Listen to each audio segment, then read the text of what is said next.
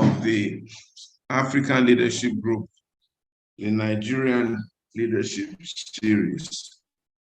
My name is Ighodalo. I hope you can all hear me, and perhaps you can all see me. You may not be able to see me very well, but here I am today at the African Leadership Group, the Nigerian Leadership Series, coming up with another one of our program.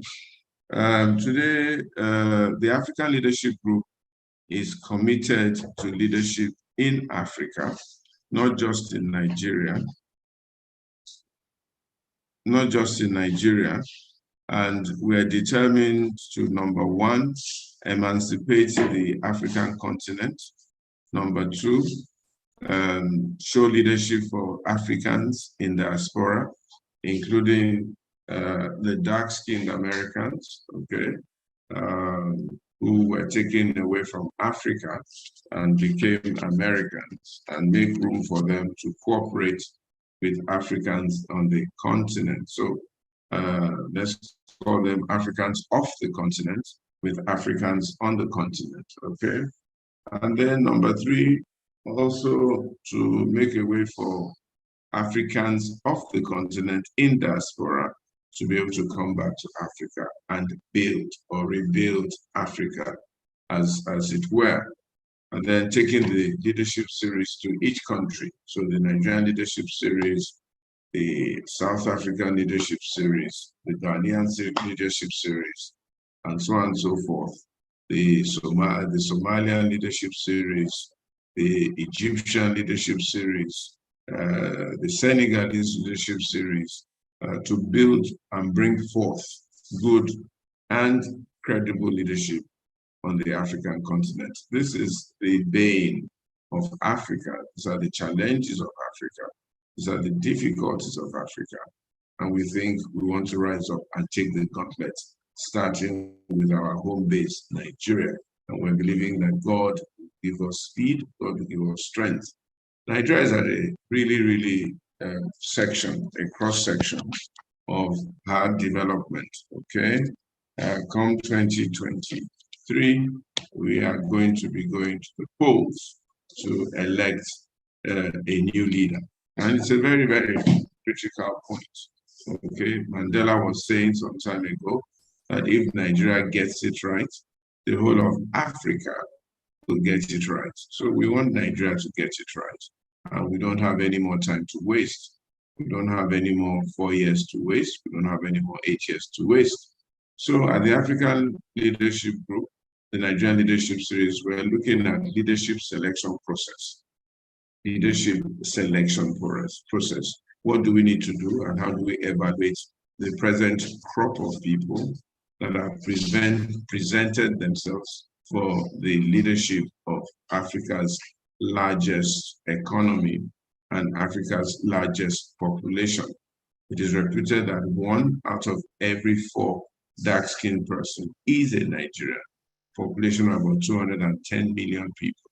It is not a joke, and Nigerians are everywhere in the world, doing great things, I saw a list of Nigerians who've done really great things in America, in Europe, here and there, everywhere. Great discoveries, leading institutions, and leading well. So we need to get it right in Nigeria so that we can begin to turn Nigeria around and also become the fulcrum on which Africa begins to turn. So we have developed this group, and we're going to be doing 3 or 4 things: speaking truth to power, encouraging power. Number 2, coming up with policies and plans and programs that we can present to anyone in power, especially in Nigeria, so that they can run with it and work with it. Coming out with policies and programs in different aspects that we can present and they can run with it. Coming up with an evaluation criteria of evaluating leadership across Africa, especially also in Nigeria.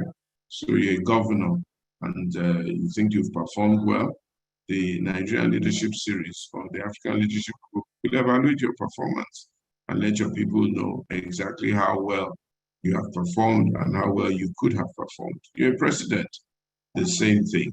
And then, of course, bring reward, accomplishment, accommodation, and promotion to those who've done well, and also explain to those who've not done so well that they could have done better.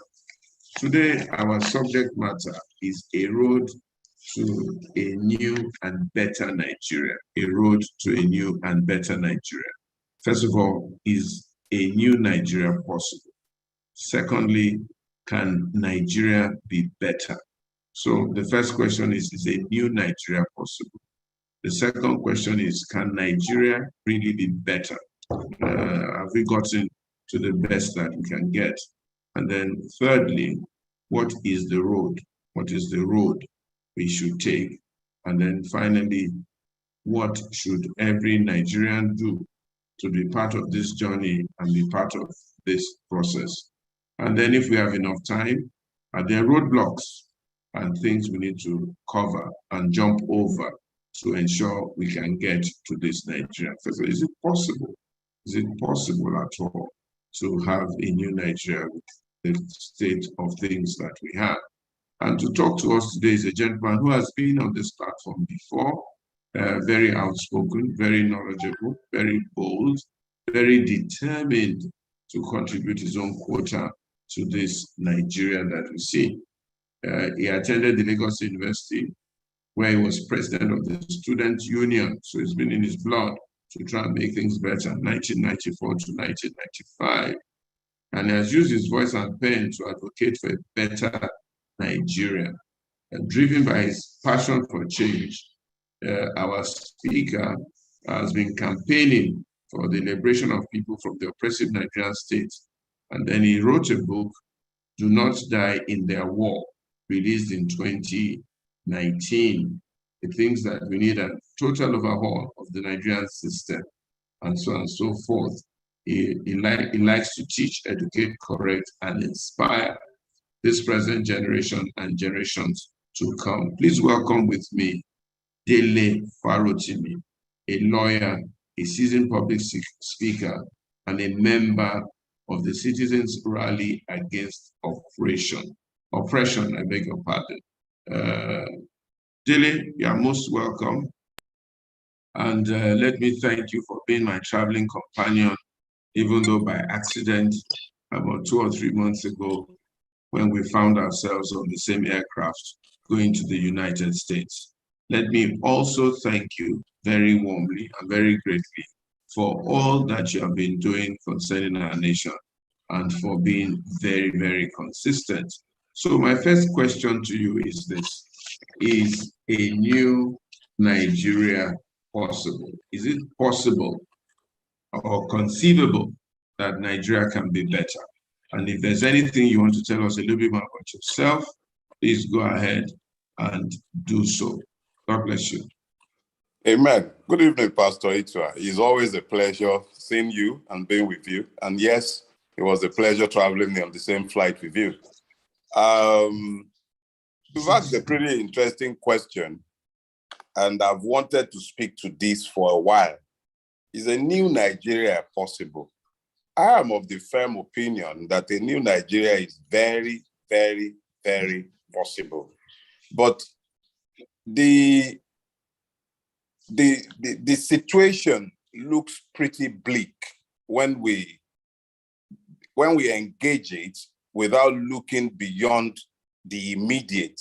When we focus on where we are at present, the complete mess and ruination that has been made of the Nigerian space, it becomes very difficult to find reasons to be optimistic about Nigeria. And this is why you find several voices speaking to its dismemberment. But I believe that a new Nigeria is possible.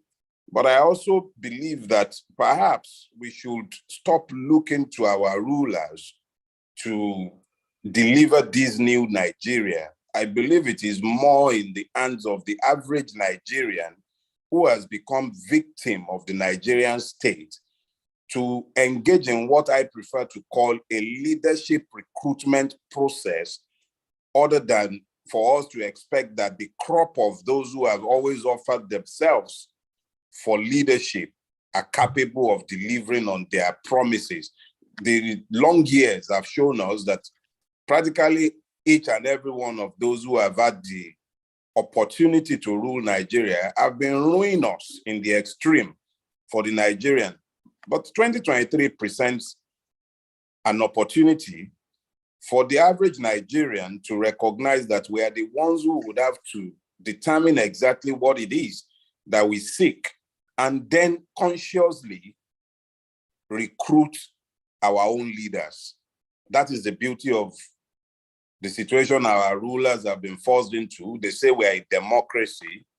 Their hubris has led them to amend the Electoral Act sufficiently for us to, if we're conscious and deliberate, recruit our own leaders this time around. That's my belief. I believe it is possible, but it can only happen with our own active participation and perhaps hijack of the process, conscious hijack of the process, to make sure that it is those who will rule and lead and not those who have consistently ruined that would attain power.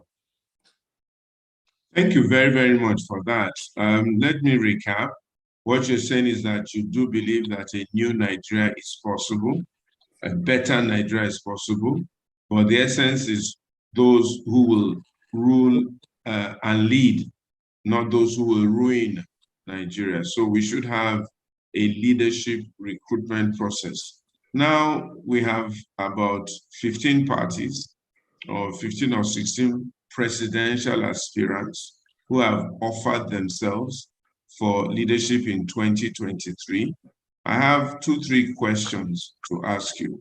Have we not lost the plot to actually have been part of that process of the selection of these 15 or 16? A lot of them emerged from different kinds of processes. There have been rumors of buying of delegates, exchange of money, sole candidatures, people just hijacking and taking over processes and presenting themselves. Even 1 or 2 of the parties now, the ESCOs and the chairman and the presidential candidates and gubernatorial candidates are quarreling all over the place, and a few court cases. So how much input did the average Nigerian have in the choice of these 16? That's question number 1. Question number 2 is, what criteria do we need? What kind of people do we need to lead us? And among these 16, I don't know how many of them you know, and if you've studied them, is there any of them at all that has any of the criteria? So it's in part A, part B. Part A, what's the criteria? What kind of persons do we need? Okay, so that the people out there can hear you and know. And then one of the things we're doing also is doing an evaluation of all the 16 at some stage to see if they fit into the leadership criteria that we think. Be nice to hear what yours is. And if any at all of the 16 may fit into that position. Let me leave it at those 2 for now so that you can get into the meat of it. In my opening statement, I did make clear that it is entirely up to the victims of Nigeria to determine how they go about the business of leadership recruitment. This is essentially because the system itself is not designed to deliver leaders. It is designed to deliver those who preserve the unjust system that has assured that the Nigerian space is essentially a slave plantation, and the Nigerian is anything but a citizen. It might be an indigent, it might be a serf, it might be many things, but the one thing the Nigerian isn't is a citizen. So if we, understanding clearly the objective realities of our existence as Nigerians, deliberately go about the business of identifying what kind of leadership we seek, which should be a function of a recognition of where we are. If we understand where we are, it then becomes easier to determine where we want to go, because even the question itself, this total thematic preoccupation of today's talk, you're talking about road to a new and then a better Nigeria. The fact that we need to find a way to a new and better Nigeria is suggestive of the realization of the fact that the whole Nigeria is not desirable. I would say it's completely decadent, and Buhari has damaged it beyond repair. The second is that where we are is certainly to be deprecated in the extreme, which is why we are seeking a better space. Now, when you look at the process of emergence of candidates, as you have pointed out, you see very quickly that the last consideration of those who have thrown up these candidates are the electorates. Our will has been somewhat discounted. It does not appear to matter, and it appears to be pretty easy to trade and buy, as they have always bought amongst themselves. And then you see all kinds of candidates emerging through this flawed process. But when you focus on that process without looking to the larger society within which the system itself has been entrenched, and that system has produced the ruiners of Nigeria, you find very quickly that short of, I like to use the word revolution, but I have discovered that it is very difficult to place that word in context without evoking images of bloodshed and violence. But the truth is that anything that leads to a turnaround is revolutionary in nature. I believe that if we look to the people that has been thrown up by this process, you'll find very quickly that you'll still find one or two persons who holds the promise of a better Nigeria and a new one for that matter. I have settled on one of those people, and that is the person I am supporting, and I'll be canvassing votes on his behalf when the process opens up full-blown. The fact of the matter is that when you look to the 16, you get lost in the crowd. I think the Oibos have this funny thing they say you sometimes miss the tree because of the forest. Because when you're looking at the totality, it becomes easy to lose sight of the singular. I would say to you that the only candidates worthy of consideration in this race, one, I cannot look beyond the person of Mr. Peter Obi, but I cannot also discount the revolutionary capacity of a Yele Sowore. But I have settled, as I have said, on a Peter Obi because I believe for several reasons that his candidacy holds promises for the Nigerian people, and it is suggestive of the fact that we are taking a break away from where we have been. And it is possible that we will be able to achieve a turnaround under his leadership if we are able to be deliberate, at least sufficiently deliberate, in making sure that INEC, which I do not trust in the least bit, does not subvert the will of the Nigerian people as it has always lent itself to. So I think at this point, looking to the major parties, I look at the APC, I look at his ruinous record in office that has spanned over 7 years. I do not see anything about the APC to recommend it for future leadership in the Nigerian space. I look to the PDP and his candidate, and I do not see any breakaway from our inglorious past as well. But I look to Peter Obi, and I believe very strongly that his candidacy holds promises in several areas. The first being a repair of the damage that has been done, because the man has sufficient ideas to propel a change. That particularly, and his track record as governor of Anambra State, I'm not unaware of the several stories and tales by moonlight that have sprung up since the electoral season began, the revisionist attempts at maligning his character and his record. But I am happy to stay in that space, and that is where I'm at. All right. I think that's a bold statement for Mr. Peter Obi. You have said that you looked at the track record of his governorship as governor of Anambra State, but he's been accused of quite a few things, including even an attempt to call him a drug runner or something like that. I don't know if you've investigated any of this very closely. Also to say that he invested he got the state to invest in some of his own business or something, blah, blah, blah, blah, blah, blah, here and there. I don't know if you've looked at those things critically and you've come up with some conclusion or the other. And Let also me put it somebody this said, way. Let me put it this way, Pastor Itwa. In Nigeria, somebody once said that every time you want to have your biography laid out for you, join politics. Once you get into political, once you express your political ambition, multiple persons would attempt to help you rewrite your history.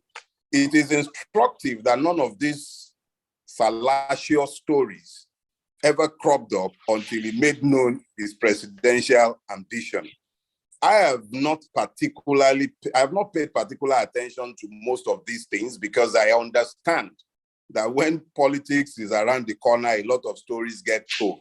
Number one, whether Mr. Peter Obi, if we're talking about Peter Obi having been involved in drug running, I wonder what anybody will say about Mr. Tinubu, who is an indicted drug money launderer and who forfeited quite a large chunk of money. So when I hear that accusation issuing forth from a man whose name I do not know, whose age I do not know, whose educational qualifications are shrouded in mystery, I do not believe that it is worthy of any attention whatsoever. That is on one hand. When people speak to the fact that he invested Anambra State's money in Sabmela, which is a South African company, I don't understand when Sabmela became Peter Obi's company, but I'm sure that when the time comes, the candidate himself will be well able to answer these charges. But the most important thing I must point out, Peter Obi has not come out to tell anyone that is running for sainthood or that he wants to become the Pope, even though he's a Catholic. What he has said is that he wants to be president of Nigeria. If he has committed a crime, the APC government of Nigeria is sufficiently vindictive enough to make sure that that is hung around his neck. So all these unsubstantiated allegations, they're just water off my own back. It does not in the least bit interest me, and I have not bothered myself with it. I expect to hear more of such fallacies, and that's what I consider them to be. If he has done anything of substance, I assure you, Tinubu and his goons would have found a way to wrap that around his neck sufficiently. So it's not something I believe we should pay too much attention to. His election season fever. It comes with his stories, it comes with his nightmares. It is not of any concern to me. I don't consider it worthy of any particular attention, if the truth be told. Okay, I didn't want this to be a context between him and Tinubu, but you did mention that name, and I'm tempted to say a few things a little bit on Tinubu's behalf. Number one, people have said that he did a fantastic job with Lagos. Number two, he's a team player and is an identifier of people of capacity. Number three, is the one that has the courage or the strength and determination to be able to bring about some form of restructuring in Nigeria and so on and so forth. I don't know if you want to speak to that or we should just pass. Just like there will be slander during election season, you will also be compelled to listen to a lot of hyperboles that are not supported by the reality that my senses picked. I've lived in Lagos since 1985. I came to Lagos as a 17-year-old to attend LASU. And my time in LASU has spanned into a lifetime in Lagos. This is my 35th year of living in Lagos. Lagos did not start existing in 1999 when Mr. Tinubu happened on Lagos. So when they become with all these stories of how he's a unifier, how he identifies talent, he identified the current winner of Nigeria that is sitting in the rock called ASU. That is sufficient basis for me to question his intellectual capacity and his ability to recognize talent. By his own admission, he was the one who brought this ruination upon all of us by going to meet a man who has luled,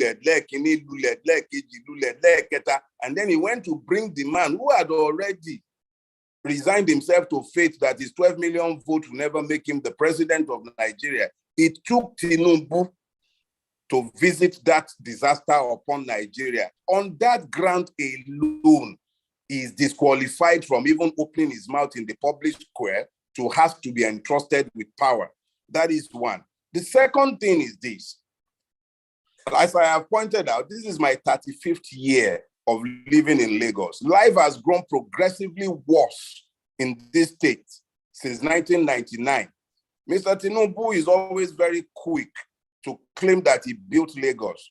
But I challenge anyone to tell me of any other state capital or town in the whole of Nigeria where you'll be in traffic at 11 o'clock at night.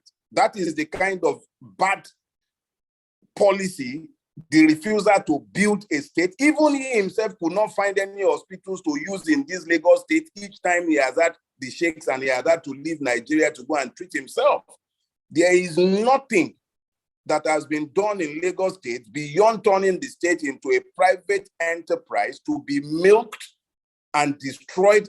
And it is even baffling that the constant repetition of the lies and myths and illusions of a Tinubu leadership has led people to the point where they can no longer differentiate between the lies and the obvious facts that stares them in the face on a daily basis.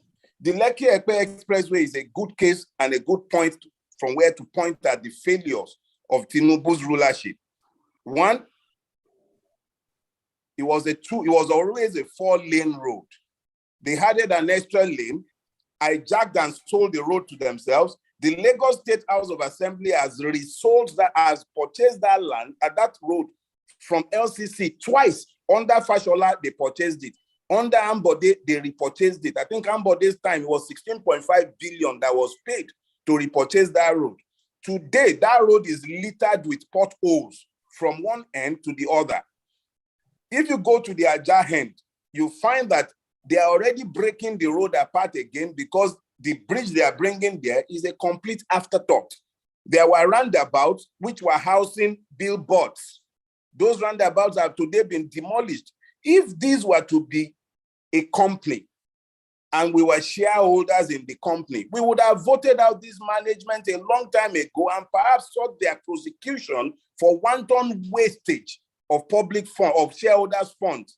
So when they keep telling me that the man is some genius, the only genius that you can ascribe to the man is the genius of stealing, of avarice, extreme brigandage at all levels. So I am not in any way, shape, or form taken in by the repetition of these Goebbels-like lies that have been imbibed and bought by the people who are repeating it. In fact, what I have found is that each time they seek to defend or promote Mr. Tinubu's candidacy, the persons end up sounding stupid in the extreme. No matter how wise they might have been, they become as Ahithophel. They begin to sound foolish in the extreme because I don't really know what there is to point at and then be shouting a Milocon or that something great has happened. If anything, Lagos has been subjected to great ruination. Jakonde ruled Lagos for 4 years. The lawsuit that I attended is a seed of Jakonde's ingenuity. The lawsuit that is there today, how many people who went to lawsuit in my generation will send their children there? And they are talking about the genius of Mr. Tinubu. These are nothing but lies, bare-faced lies from the pit of hell. If anything, the man has brought Lagos to ruination. Is there nothing good that he did? I mean, people don't talk about the automation, the Oracle automation of Lagos State governance, the identification of great leaders, the To what purpose? removal of garbage from the place and this and that and that. No, please. I remember seeing some documentary where the man was busy vibrating and telling us how where Oriental Hotel is today was a garbage dump. That is a blatant lie. Blatant lie. You can tell that lie to those who came to Lagos yesterday. As I said, I came to Lagos in 1985. I didn't come yesterday. I did not enter Lagos in the year 2000. They speak about him building Lekki Phase 1. Lekki Phase 1 was there long before he came. I must give it to him that he was the one who connected them to the national grid in the year 2000, but it existed before him, that they were lifting garbage. That is the most basic task of any civilized government in any civilized society. So collection of waste. The only thing the man has done, Tinubu has been good for his friends. And it's like, I call it Jagaban PLC. The shareholders of Jagaban PLC have lived large of the sweat of every other Lagosian. They've cornered the state and turned it into a private fiefdom. And by virtue of this, they have all made money. So they can vote for him. They can clap for him. They can be cheerleaders and bully boys. But the average citizens of Lagos State, and I'm abusing the word citizen when I use that word, the average dweller of Lagos State have been turned into serfs. The Agberos rule supreme in Lagos State because those are the ones whom he has empowered. The average man on the street of Lagos is just easy picking for Agberos. Crime has shot through the roof, Omonile everywhere, Agberos everywhere. Agberos has, look, the reality is that some people might continue to deny the evidences of their eyes and of their brains. I'm incapable of doing that to myself. And there is nothing about what the man has done to suggest that he is deserving of getting even a poultry farm, as far as I'm concerned. All these hyperboles and propaganda. Look at the road that they are destroying again, Ojo-Elegbajaba Road, because of the metro line that they are taking to the place. They just repaired that road. They knew that they always knew they were bringing a metro line. They needed to build that. And so you find a situation where they talk about a master plan, but there is nothing suggestive of a master plan in the way the state has been ruled. It's been an ad hoc situation where what will bring the most benefit to the shareholders of Jagaban PLC have been the motivating factor at any point in time, not the people's interest. Okay, so how do we now get Nigeria going forward and getting the people? You spoke about the Nigerians being able, the victims of Nigeria being able to rise up and speak and determine who they want. When you have a lot of them who are largely illiterate, 20-something million people out of school, almost 80-something or 70-something% of the population don't know left from right, especially the rural population. How are we going to motivate them and encourage them and let them know how they can rise up and stop being victims and decide on these roads to a new Nigeria? What do you think can be done to encourage them or to make this possible? Unfortunately for Nigerians, particularly over the last 20 years or thereabout, there has been a conscious weaponization of ignorance and then poverty. This has preconditioned the Nigerian to accept all kinds of lies, not to interrogate the issues, and to settle for primordial sentiments when they need to take key decisions. However, what I have found is that in the last 2 to 3 months, particularly in the immediate aftermath of EndSARS, the Nigerian youth have grown pretty much a lot more conscious than they have ever been, and they have become more energized and involved. In their being energized and involved, they have also taken on the task of educating those who are within their sphere of influence. This, of course, must be accelerated, and this, of course, must proliferate. We must have more of these engagements. And I am confident that, my people have a proverb in Yoruba land. They say, "Tiya oba kari ki to gbon." Until suffering has been sufficiently democratized, it is next to impossible for you to find a corporate solution. The 7.5 years of Buhari's misrule of Nigeria has been very, very good in training the Nigerian to look before they leap. The major sufferers and victims of the Buhari years have been those who really, really considered him their kith and kin. The people of Kankara are Fulanis. The people of Katsina are largely Fulanis. Zamfara is evenly split. In fact, once upon a time, we would never have known that there was anything called Hausa and then Fulani on one side. We used to think of them as one. What you find today is that the years of Buhari's misrule has sufficiently mobilized the people to the point where they are beginning to understand that they must look beyond tribe. They must look beyond religion. They must find the common purposes.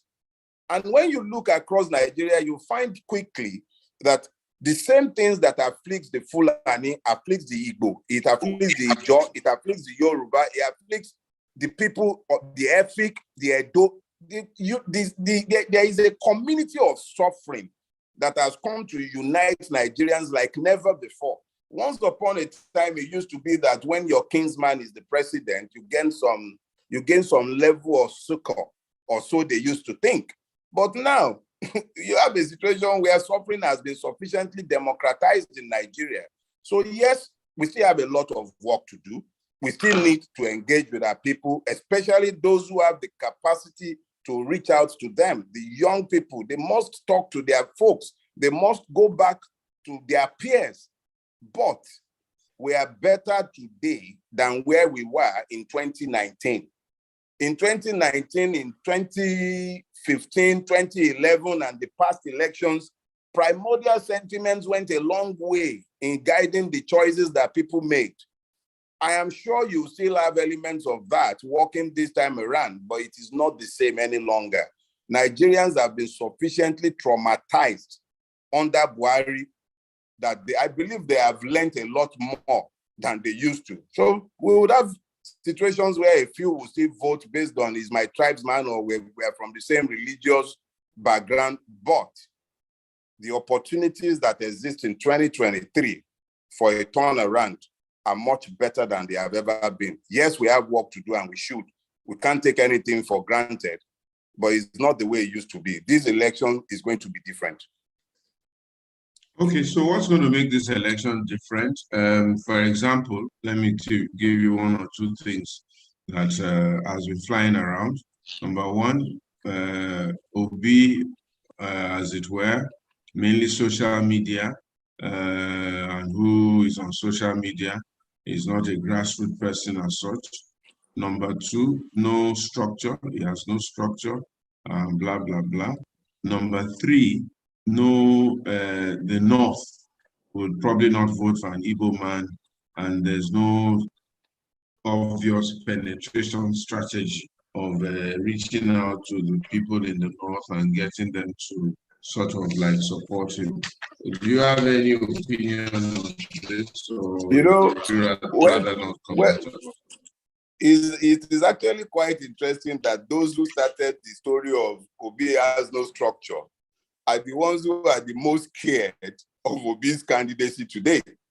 Yes, it does not have the kind of structure, because when they are talking about structure, they are talking about their MC mushroom picking, the MC Oluomos of this world, those who carry guns and begin to go around to steal ballot papers and strong-arm people. He probably, he is famous for saying he's not giving shishi.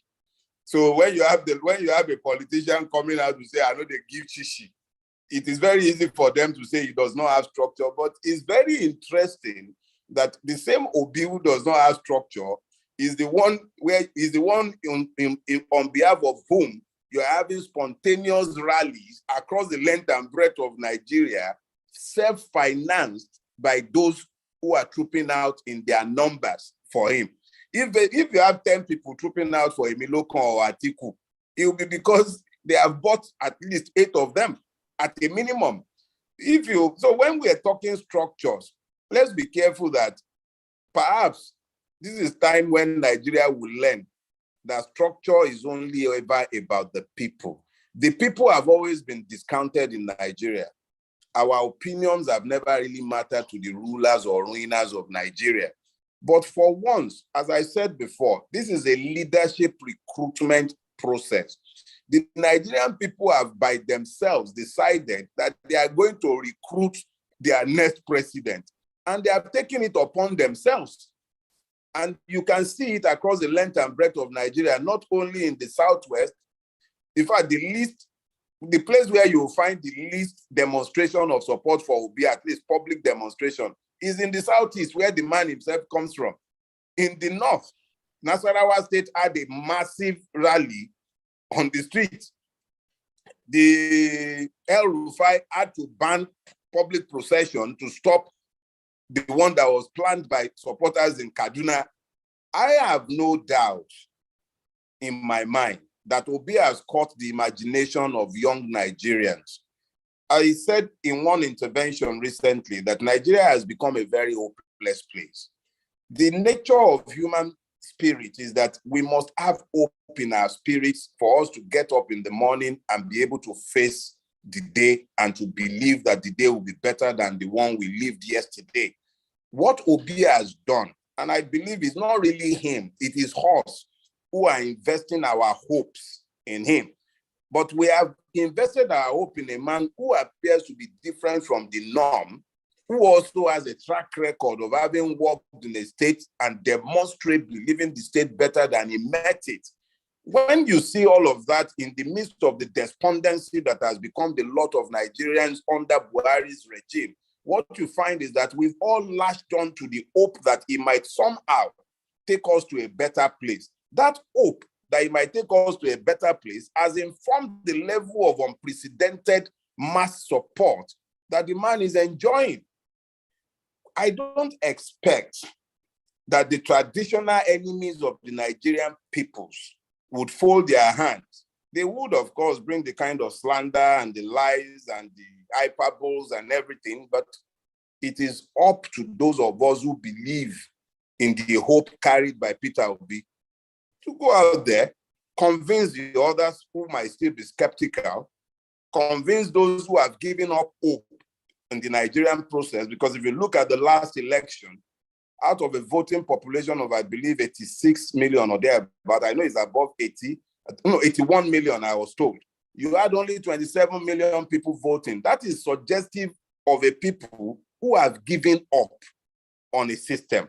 But in that same system where people have given up hope, you are now seeing a renewal of hope, which has led to spontaneous outbursts all over the country where people are rallying in support of a candidate who is not giving shishi. That is suggestive of the fact that there is something new about to happen. The Nigerian state has a young population.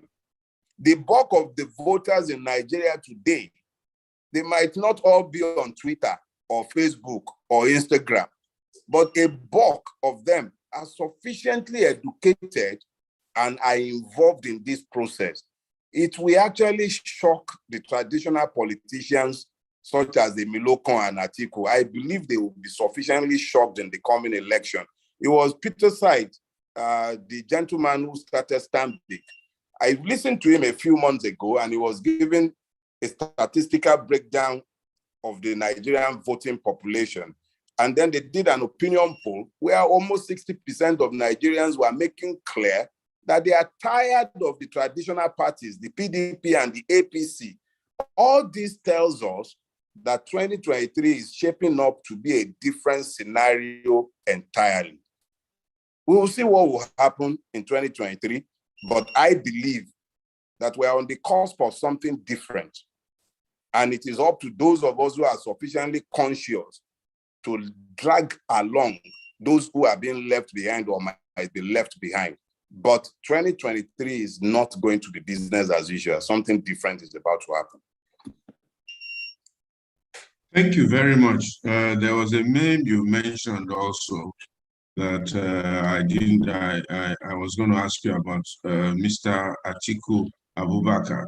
some people have said that, well, Obi, sour grapes is because they weren't going to pick him in PDP. He jumped out. He had actually wanted to be vice to Atiku Abubakar. He's also part of this whole PDP racket. And they've said that Atiku Abubakar seems to be like a pair of safe hands. That we've seen what he did as VP to Obasanjo, also identifying talents. He's been close to governance. He speaks very well. He's stable. His health seems okay. And that why don't we go to this pair of safe hands that we seem to have? What's your opinion? You see, Mr. Atiku Abubakar had a boss, General Olusegun Obasanjo, a man who I do not have much time for. But Obasanjo did a fantastic job for all of us. He gave glowing testaments and testimonies regarding Mr. Atiku. He was particularly clear about the kleptomaniacal tendencies of Mr. Atiku. Those are Obasanjo's testimonies, not mine. He then went on to list several other attributes of Mr. Abubakar that makes it clear that he's unfit for the purpose that he's seeking. He makes it clear that the man's sole interest in power is self-aggrandizement. He made it very clear that the man in question does not have the public good or interest at heart. But beyond that, let us deal with the specifics of age and capacities. Mr. Atiku Abubakar is well over 70. Beyond his time as the vice president of Nigeria, the only thing that has distinguished him are his many dalliances with different kinds of shady characters, including Jefferson, who had served time in America for corrupt enrichment, and his co-accused happens to be Mr. Atiku Abubakar. So when they begin to talk about the identification of talent,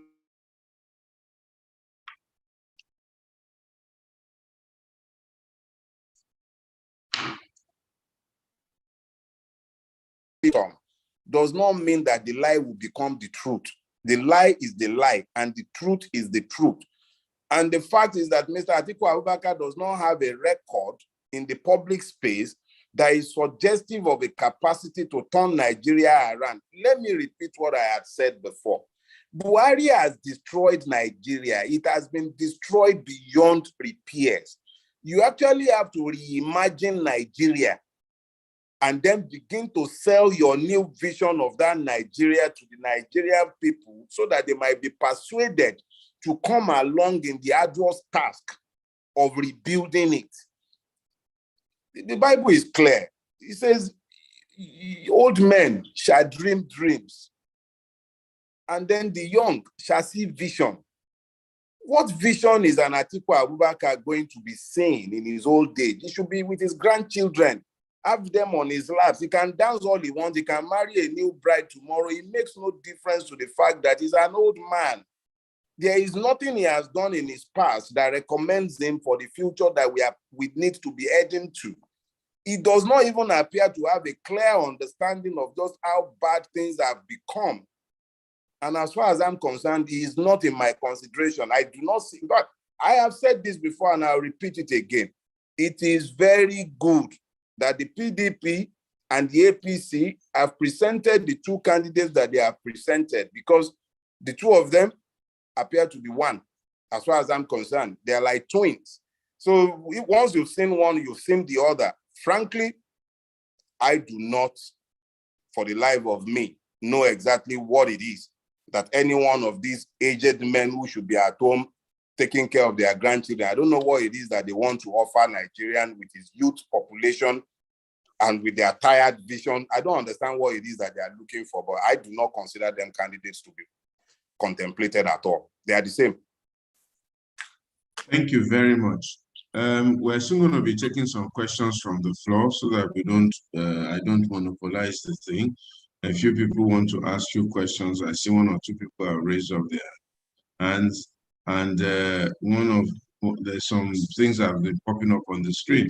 But let me just ask you very quickly, if you can give us 3, 4, 5 points agenda of what Nigerians should be doing right now to do their best to create a new Nigeria come 2023 with the facts that we have on the ground. 1, 2, 3, 4, 5 that we can use and tell Nigerians that, see, this new Nigeria is possible. This is the direction in which it is possible. 1, 2, 3, 4, 5 things we must all do to try and make it happen. I believe that whether we like it or not, there is great urgency and need to restructure the Nigerian state. All the problems we are encountering today were present at the foundation of Nigeria. The only thing that is different is that at that time, the Nigerians were able to speak to each other and agree solutions to the problems that they all freely identified. That was how come Nigeria settled on federalism as the system of government, as the structure of the state. It is also the reason why it was easy for Nigerians to settle on a parliamentary system as the way to govern Nigeria. This winner-take-all, that is the presidential system, is actually an imposition of the military after they took over governance in 1966. I am not sure how far back we might be able to travel, because we need to travel back before we can move forward. The cost of governance has become prohibitive, so it is critical that Nigerians are able to sit down with themselves, look to the way we are governing ourselves, and critically determine what path lays to the future. But we cannot escape restructuring Nigeria. That is one. The second thing is that the Nigerian people themselves must take hard looks in the mirror and tell ourselves, no matter how well you restructure Nigeria, if there is no moral revolution and regeneration within the Nigerian space, Nigeria will still not move forward, because it is Nigerians who have ruined Nigeria. And it has not been only the ruiners, those who call themselves rulers. It has also been with the connivance and acquiescence of the victims. So we ourselves must take hard looks at ourselves and determine that we cannot continue like this. Because if we kept going on the trajectory that we are on, Nigeria will eventually implode and die. Sufficient numbers of the victims, north, east, west, and south, are already saying they've had enough of Nigeria. You can't even talk to some Nigerians about Nigeria any longer. If they are not looking for Biafra, they are looking for Oodua Republic, and nobody is looking at the consequence or the way to get there without bloodshed. These are factors that we must all address, because it is not sufficient that you say Nigeria is one indissoluble, other one is just rhetoric. At the end of the day, if it is not working for the people, it will die. Regardless of what some of us might say, it might be that it will be a violent breakup, but without addressing the foundational problems that are plaguing Nigeria today, it will be next to impossible to maintain it as one country. That is the second. The third thing is that we have neglected education because the Nigerian state has weaponized ignorance. And once a person is ignorant, his poverty is assured. So there is a need to pay close attention to the educational sector, find a way to reimagine even the entire curriculum. It is quite interesting that we are able to read the Bible, for instance, in practically all Nigerian languages, but you cannot find mathematical textbooks in all Nigerian languages. Outside the English language, maybe the major languages, you might find arithmetic textbooks. But why is it impossible to indigenize our educational system? I don't understand this, but it is critical that if we must move forward into the future, we must look beyond the ability to speak English language as an indicator or a marker of education. Speaking English language is not sufficient education. There are several people speaking in the nonsense every day, eloquently, in English language. But once a person is incapable of a credit pass in mathematics, he cannot read almost any course in the university. And yet, several geniuses have been left to waste. You look at the educational sector today, it is almost impossible to find a child of the Nigerian middle class in a Nigerian university. If they cannot afford America or the UK, they are in Ghana or they are in Kenya. Some people are even taking their children for secondary schools abroad now. That is indicative of the complete collapse of the educational sector.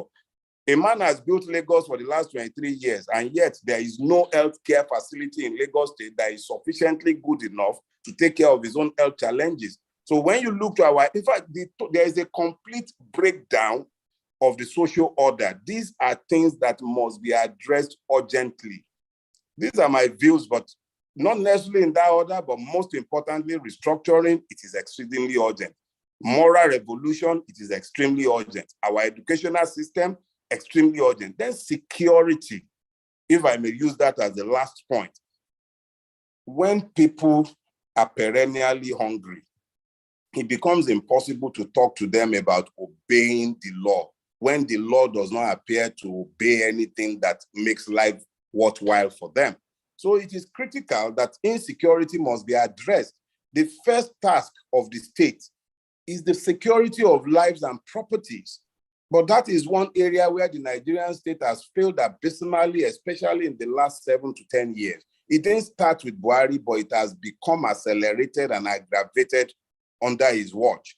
So yes, these are the issues I believe are very urgent and must be addressed. Thank you very much. Do you think, how are we going to get most of Nigerians to vote right? What sort of interaction are we going to have with them? Have you thought about that?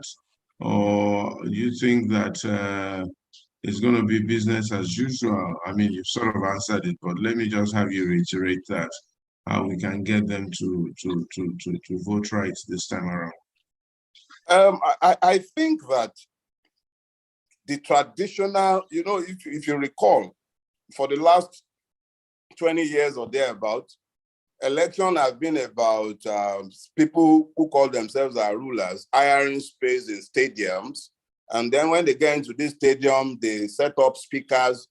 They might even bring a musician to come and sing, and then the people will clap, and then everybody will go home. And then on election day, they've even evolved things they call Dibosebe. But if you paid attention to the election in particularly, I think it was Anambra that threw up Soludo, people were turning down money. They refused to accept these incentives.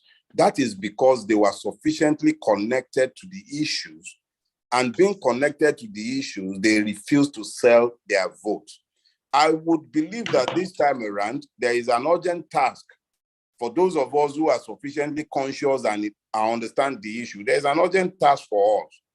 We should go out, speak to the people, let them understand the issues, connect them to the issues, let them understand that the demand comes from your tribe does not necessarily mean that he's going to be able to deliver on what you need to make life tolerable.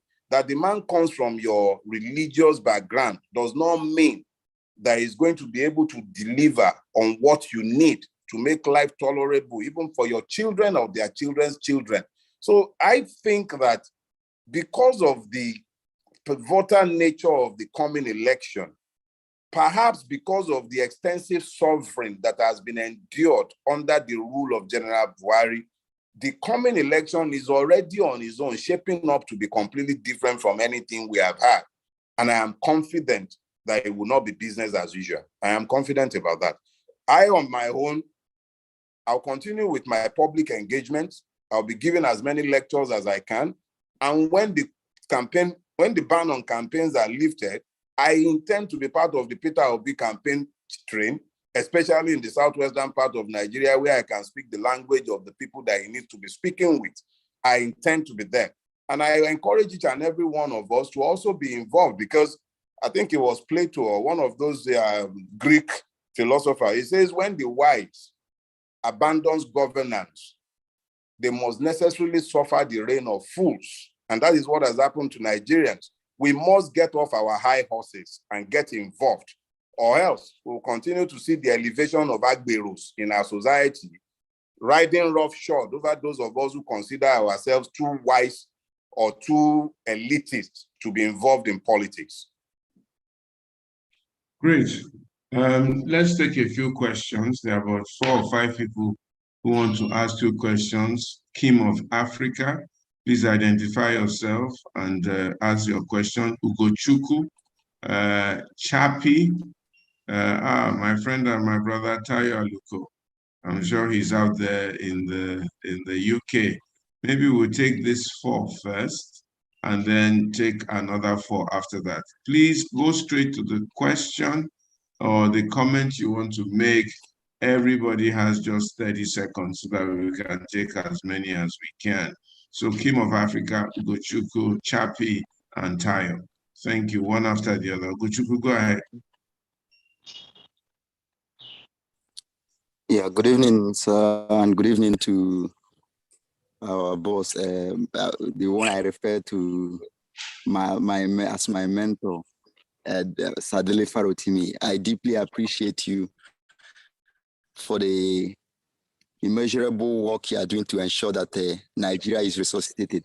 Because for me, Nigeria is on life support, and we need to collectively work, put up effort. We need to collectively work to ensure we resuscitate it, because this is the only country we have. So I would like to go straight to my question. My question is, because in Southeast, the southeastern part of the country is where I see as the only, or probably the only place where Peter Obi, which is the candidate we are supporting, can get an undivided vote. So, and here we have some certain persons or great number of persons who are, who are strong in some other convictions that are partaking in civic responsibilities or civic duties like election. That is the IPOB people. How can we engage those persons? And as well, even when we must have realized our mission, how can we engage those ones who are somebody like Nnamdi Kanu, who are strong in their conviction, who we know that they don't believe that Nigeria will work, and they are championing that everybody should go their separate ways. My question is, before the election, how can we engage these people who don't believe that election is the best way to go? And after the election, or even before, how can we engage their leaders? Let's leave it. How do we what? Engage their leaders who are the persons championing this cause. Like, yes. All right, no problem. I think that's sufficient. Dele, just hold on to that. Let's take a question from Chappie so that you can answer the 4 questions at the same time. Chappie, you want to unmute yourself?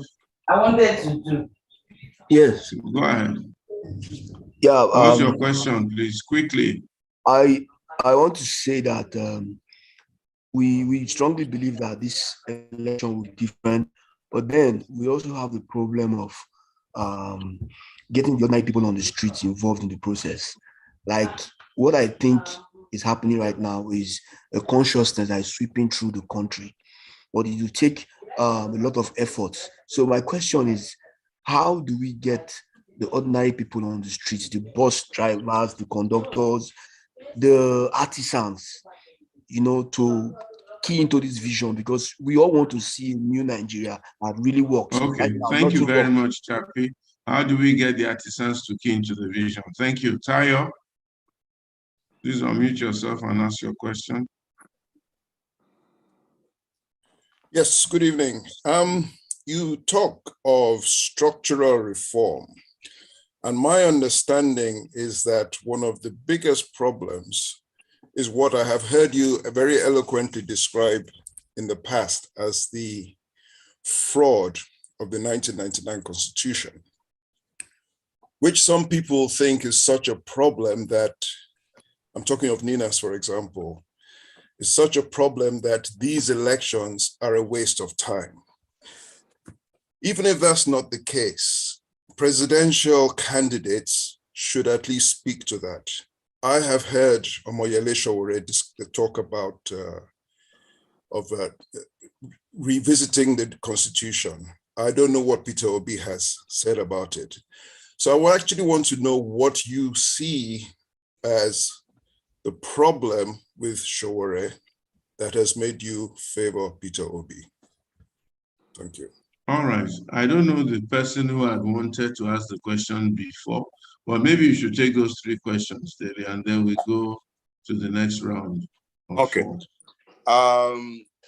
You see, the first question came from Bochuku, and he was talking about how to get IPOB on board. I am of the opinion that IPOB is merely an expression of the people's frustration with a system that has marginalized them and kept them outside of the loop of governance. Now, IPOB does not exist in a vacuum. Its legitimacy is derived from the support of the people of the Southeast. The same IPOB was in place when elections were held in Anambra, and that happened because the people of Anambra were sufficiently mobilized and they were sufficiently energized into wanting to change their governance, and they were involved. They didn't vote for the highest bidder, and IPOB was generally quiet through that election. I do not foresee anything being different in the presidential election. It might very well be that we need to consider that IPOB exists with the support of the people in the region. When that support is for an election to hold and that Peter Obi should be elected, I will imagine that you will see a calm down, a ratcheting down of the violence, even if only to see just exactly how far the electoral process might take us in the direction of change. So I believe that it is a function of how well we're able to persuade IPOB and every other secessionist agitators to calm down and ratchet down the violence. How that happens is a function of electioneering, is a function of mobilization. And I am confident that good conscience will speak in the East, and we should have some ratcheting down of the violence. The second question deals with how do we get the ordinary people? Well, Chappie asked this question, and I addressed it earlier on.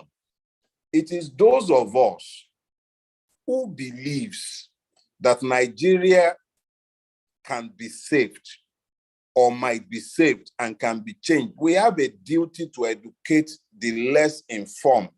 When the people within your sphere of influence, whether that be the bus driver, whether that is the mechanic, whether that is the driver who drives, whoever that person might be, that you come into contact with on a day-to-day basis, we all have to become itinerant preachers.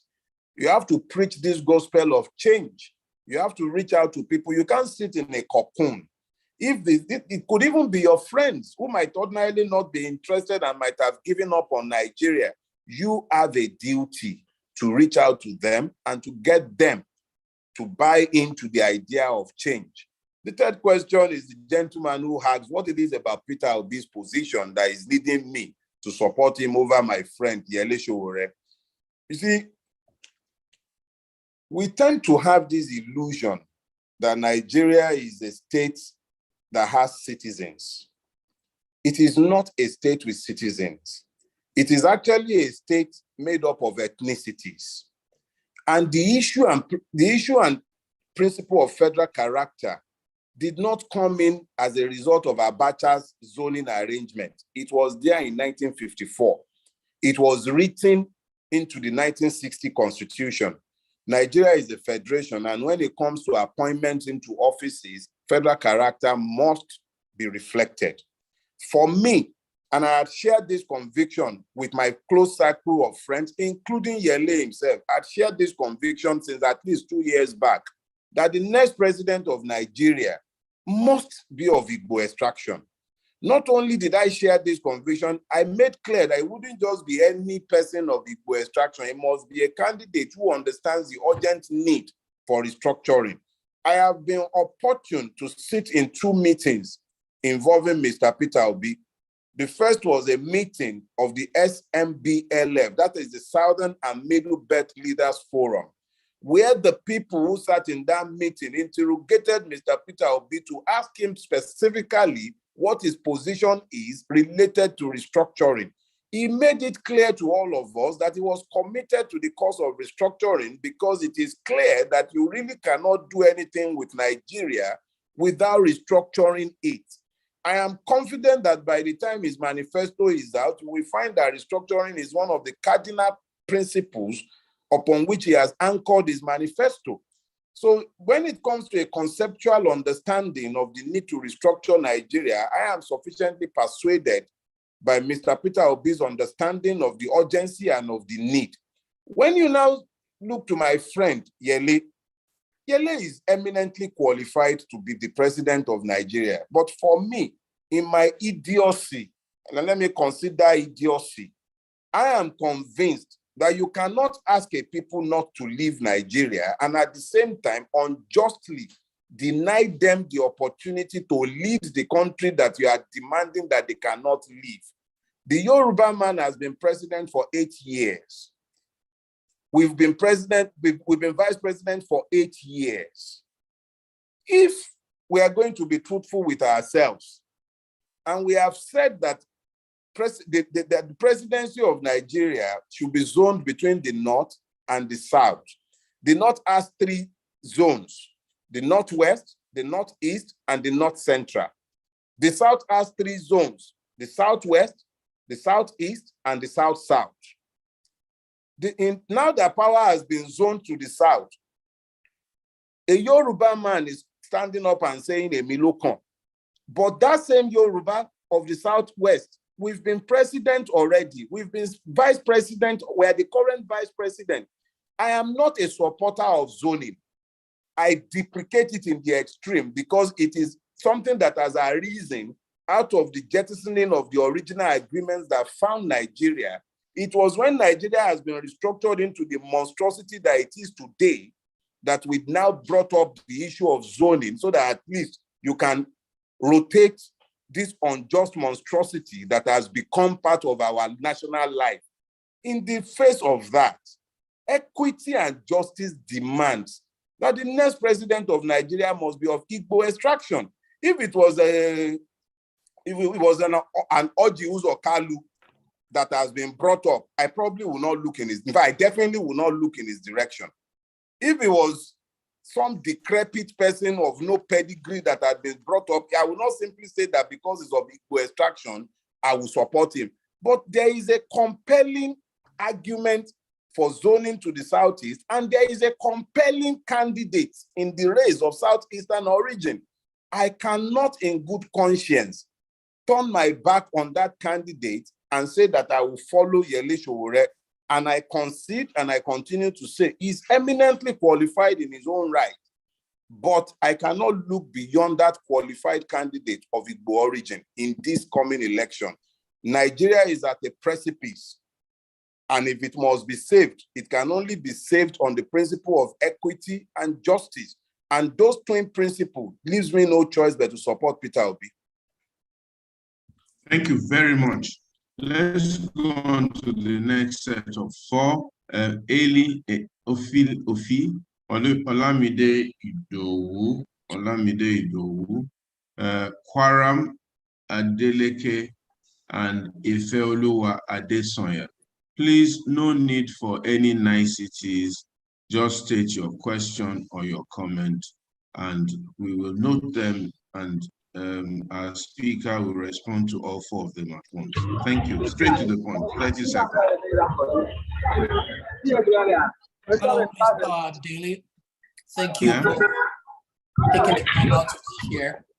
My question is, I mean, we've had people in the past who talked about restructuring, and we've actually noticed that they tend to go in the same direction by not doing what exactly they promised. Not just Peter Obi, we've had other people talk about restructuring.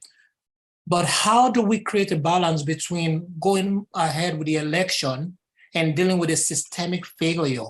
Because we're dealing with a regime change as against a system that produces leaders that are incapable of doing what is right. So how do we create that balance? That's my question. Thank you very much. Olamide Idowu.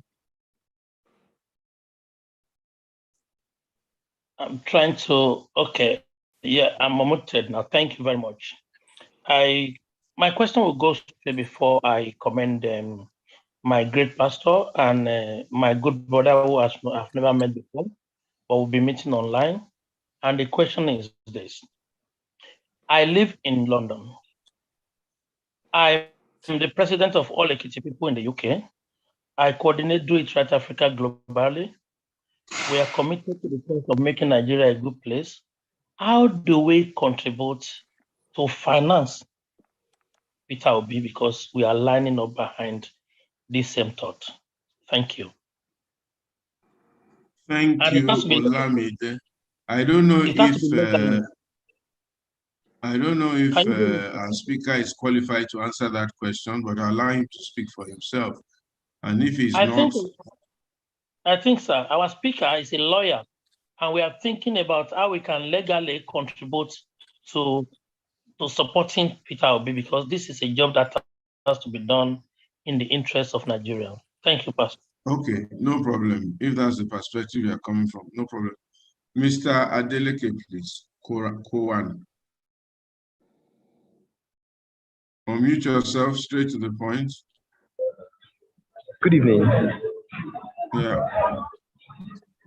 Thank you, Mr. Dele, for all you have said since. I must say, I've shared similar visions and view towards the subject of today. And I want to thank the host and Mr. Dele for all you have said since.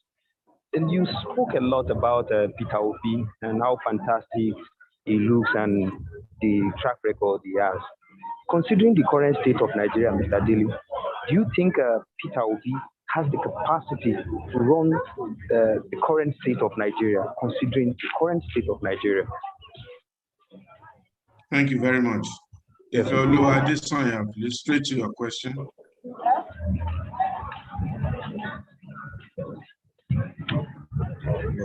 Koran, please mute yourself. There's noise in your background. Okay. All right. Thank you very much. My question. Hello. Go ahead, yes. Yeah, thank you. My question is very simple. When we look at Nigerian situation, poverty is nothing that we can write off.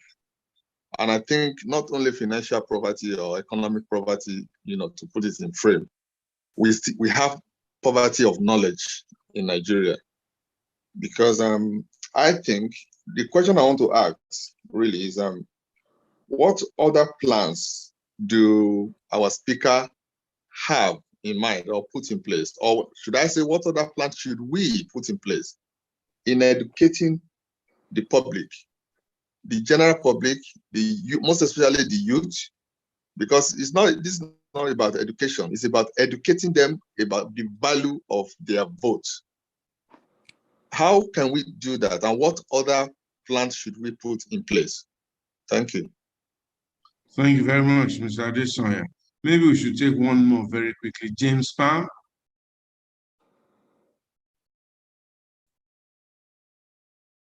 Can you unmute yourself?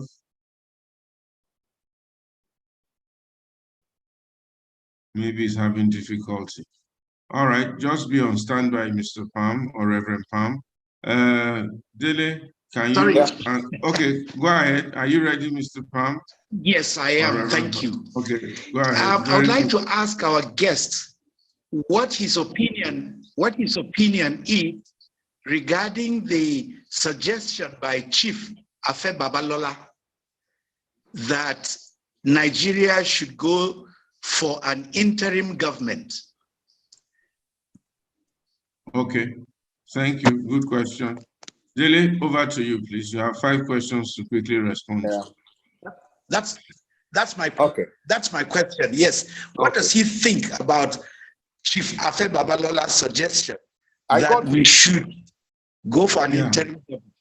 We got that. We got that. Okay, thank you, Reverend. Thank you. Now, the first of this series of questions asked what's the balance between restructuring and I didn't get the second part, but I think, anyway, people would come forth and speak to restructuring. Even Buhari spoke to restructuring in 2015. And I believe in 2018, if he inaugurated the El Rufai committee that was meant to advise on restructuring. But when we listen to a person speak to restructuring, one of the first things that we must necessarily do is interrogate the credibility of the person who is speaking to restructuring. If a man like Tinubu speaks to me about restructuring, I must, of course, take that with a heavy dose of salt, because his vice presidential candidate is on record, on film, speaking passionately to the fact that, in fact, if I may quote him, he said, restructuring my putsch. He made it clear that restructuring is something that is to be embraced only by fools, and he had no interest whatsoever in restructuring. Mr. Tinubu himself has never once, at least not in the last 7 years, spoke about the need for restructuring. When he was busy jostling with Obasanjo in relation to the local governments that he created in Lagos, rightly so, if I might add, but that were never recognized by the National Assembly and thus never gazetted and has remained ungazetted in spite of the fact that the government he helped to midwife is the one in power today. Mr. Tinubu has kept quiet on the subject of restructuring. So I am left with very little choice but to believe a man who has said things in the past and done exactly as he has said he would do. And again, if you might go back to where we started this discussion, I spoke to the fact that we are in a leadership recruitment process. Peter Obi is part of a movement. He's just merely the arrowhead of that movement. The Nigerian people are the ones who are speaking loudly about the need and the urgency of restructuring. And the man has identified with that. As I said, I sat down in 2 meetings where he was present. I have spoken to one, the other I prefer to leave, but I heard him sufficiently and I am persuaded and I believe that he will keep his word. Now, you must also remember that it takes more than the president to decree restructuring. It has to go through the National Assembly, and as moribund as that National Assembly might be, that represents the existing legal order in Nigeria. But I am also familiar with the fact that when leadership is provided by the presidency, practically nothing is impossible for the Nigerian president. He's almost more powerful than the American president when it comes to his capacity to enforce his will. So if we have a president who is genuinely interested in restructuring, and given the fact that where we are today is indicative of the need, there is an urgent need that nobody is denying any longer, I believe very strongly that we will not have a better opportunity to bring about restructuring employing what is admittedly a flawed process. The second question speaks to how do we finance Peter Obi? Well, as Pastor Ito has rightly pointed out, I'm not part of his finance committee, but I am certain because of the controversies that have been raised in recent times by those who are claiming that he should be disqualified because of the fundraising attempts abroad. I know as a fact that whilst you cannot donate to the political party from the diaspora, you can donate to his political action committee. And I'm certain that in due course, this will be publicly made known to everybody. And those who are willing to contribute to that fund will be able to do so. The next question speaks to Peter Obi's capacity. Let me say this.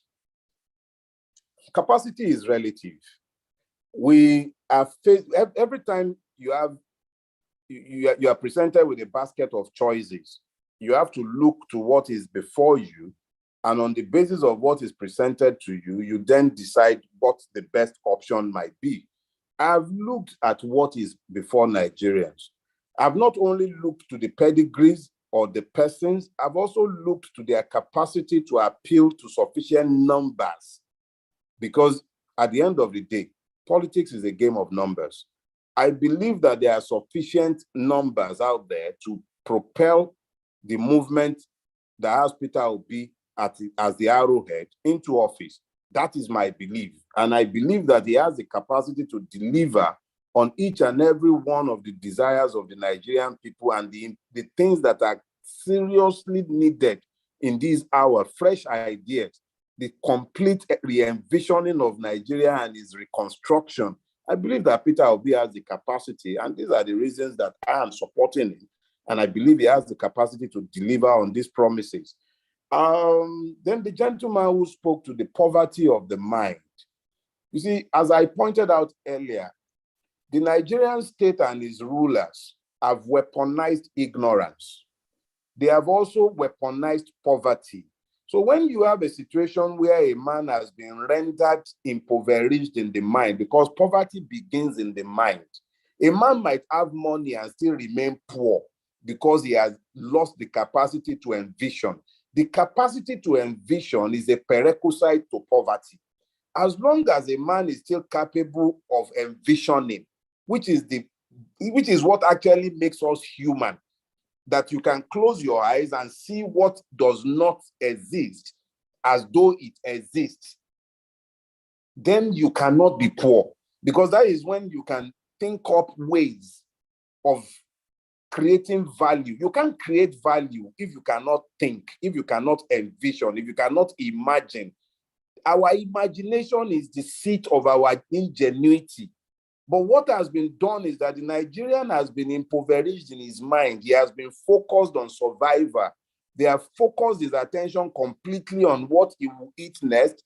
They have focused his attention on surviving the insurgencies that are raging all over Nigeria. So when you see all of these things that have been thrown at the Nigerian that makes it impossible for him, you then realize that the only antidote is hope. Peter Obi has brought that hope.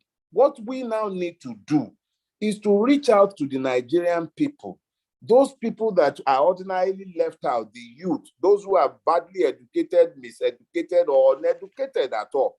We must reach out to them. That they are uneducated does not mean that they are not able to feel the pain of their Nigerian existence. Connect the dots for them. Help them to understand the need to be involved. Help them to understand the need to look beyond, oh, he's my tribesman.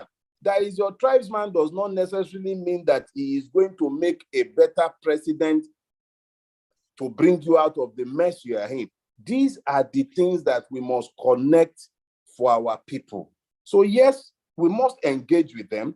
We must do so in the understanding that poverty has been unleashed against them, just as ignorance has equally been unleashed against them. But it is up to those of us who believe that we know to reach out to them and to then teach them the way to come out of the mess. The last one is the one raised by the pastor. He asked the question about my opinion related to Chief Abe Babalola's suggestion of an interim government. In an ideal world, that would have been the perfect solution in Nigeria, because if we had an interim government of national unity, we could then sit down and think through our many problems and then prefer solutions and then agree on the path forward. But unfortunately, Chief Afe Babalola's suggestion is unworkable without a suspension of the current legal order. Decree 24 of 1999 is a fraudulent document foisted on Nigerians by the military. But whether we like it or not, and I don't like it, it is the existing legal order. In the absence of a coup that suspends that constitution, you cannot have an interim national government because there will be no legal basis for it to exist. In the absence of that legal order for its existence, it is a prescription for chaos, because there is no way to place it in the public space or for the people to embrace it. So it's a good suggestion, but it's a suggestion that exists only in the imagination of the gentleman who made that suggestion, because as he well knows, as long as the current legal order exists, as fraudulent as it is, you cannot have that interim government. And the same goes for, I think I missed out the part of the question asked by the gentleman who was referring to the 1999 Constitution, but it's the same answer, really. It is the existing legal order imposed by military fiat, which is why it's a decree. It is that existing legal order that makes it impossible for us to look beyond Decree 24, which calls itself the 1999 Constitution. The only thing that might happen is that when we come to a point where the Nigerian people are sufficiently mobilized to begin a campaign of perhaps a campaign of civil disobedience, to then demand that we must have a legal order that flows from the people themselves. Maybe when we come to that point, perhaps if the, let me not even begin hypothetical situations now, but the reality is that as much as we might dislike it, and I hate it, you cannot look beyond that fraudulent decree as of today. Okay, jolly good. Thank you very, very much. Let's take another set of questions. Galaxy Tab A, Amechi Ndili, Walter Amugo, my brother Afolabi Ajidan, and somebody, either it's Adewale Adebayo himself or somebody on his behalf. We'll take those 5 questions very, very quickly. And also, Dele, I'm going to ask that let's keep your responses short so that we can take as many questions as possible in the little time that we have left. Straight to the point, please. You have 30 seconds only to ask your question. Galaxy Tab A, I don't know who that is. Unmute yourself. Back end, let them be able to unmute.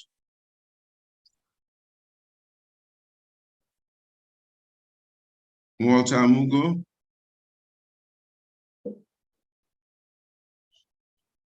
You want to unmute yourself? Afolabi Ajidan, please unmute yourself. Ask. Amechi, are you ready to ask your question now?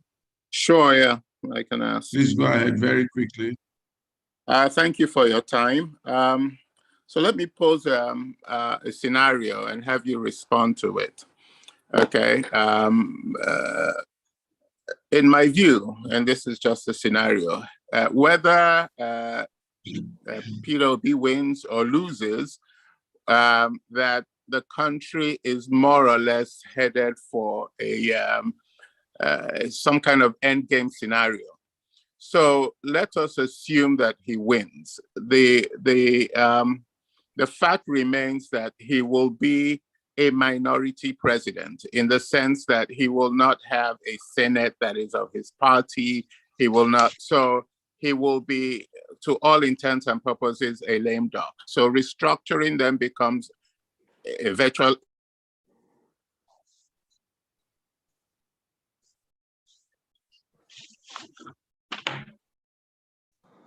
We lost you.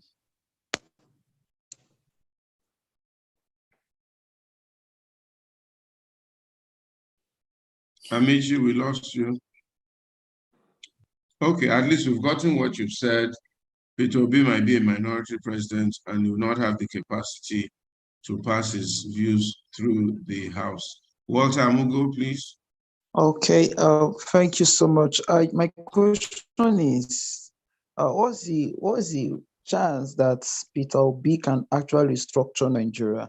And perhaps if he's unable to do that, of course, the last administration, the likes of Goodluck promised us that as well. Goodluck tried doing that, and then of course they organized the plan and everything, and at the end of the day, we didn't have any results. It just all for political whatever. But my question now is, what's the chance that Peter Obi can do this? And beside, are we just focusing on Peter Obi because he has showed us interest that he can restructure Nigeria? Well, Okay, perhaps we're unable to do that. Thank you very much. Afolabi Ajidan, please. Unmute yourself. Please allow Afolabi to unmute himself back end. Thank you. And my question, Dele, thank you very much. Always very insightful listening to you. Always forthright. Thank you very much. My question is, you keep saying, Barry, how much also do you blame, it adds on to the previous questions of the National Assembly. You put on the National Assembly just rubber stamping everything that this president has wanted to do. Borrow, borrow, borrow, and nothing been going on. That's my question. Okay, thank you very much. Walter, you wanted to finish your question? I thought we have gotten the gist of the question. Peter Obi will be a lame duck president or something like that. Yeah. Okay, if we can unmute you, we'll get you back to finish the question. But let's, Adewale Adebayo, can you unmute yourself and ask your question?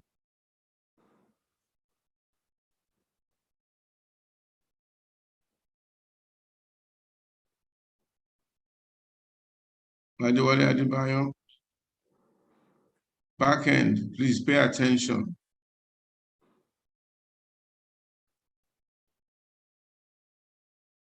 Not unmuting. I told him to unmute. He's not unmuting. All right. Can you unmute Walter then?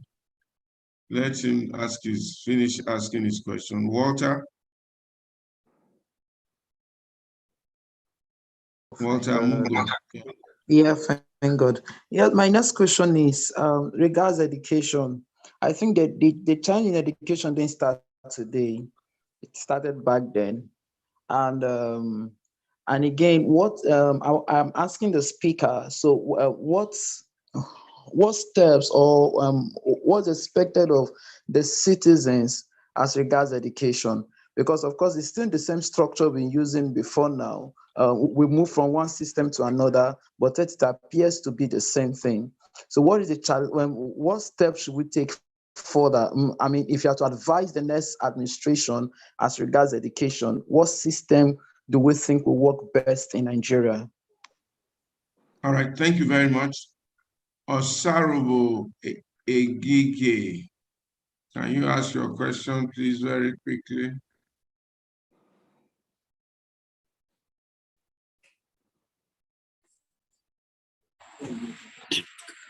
Greet everyone in the house.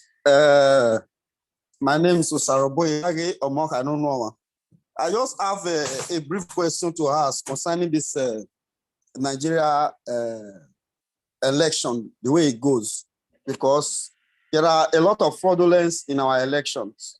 Number one, in the north, I think in 2011, my junior brother went there for an NYC, so he worked with the INEC. She told us that when they do their voting over there, after people finish voting, there are politicians that will bring their votes. Then when they try to counter, they will threaten them. So they have to collect that one from them. And this thing has been giving kudos to the North for a very long time. But there are a lot of things that is going on there concerning our electoral, the way the election rigging have been happening in the North. What are we going to do about that? That is my question. Thank you very much. Dele, please answer these questions very quickly. We still have quite a few more people who want to answer, but we may not be able to take more than another 5. I'm sorry. Okay. We're running out of time. I think about 2 people asked this question about Peter Obi's capacity to structure Nigeria in the face of the likelihood that he might not have the parliamentary majority.